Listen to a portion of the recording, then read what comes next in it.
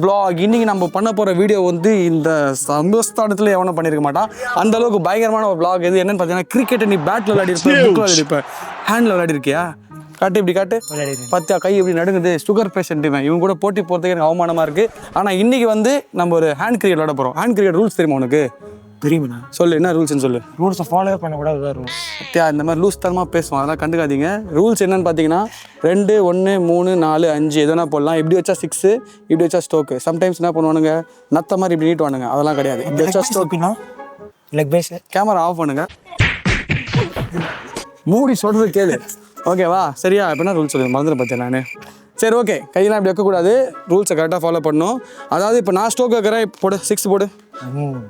6 ஆகுது, 6 ஆகுது. Okay okay இப்படி போட்டால் என்ன நான் போடுற பாயிண்ட்ஸ் அவருக்கு. ஆமாம், ஆப்போசிட்டில் ஆடுறவங்களுக்கு புரிஞ்சுதா? புரியாது, ஏன்னா எங்களுக்கே புரியல.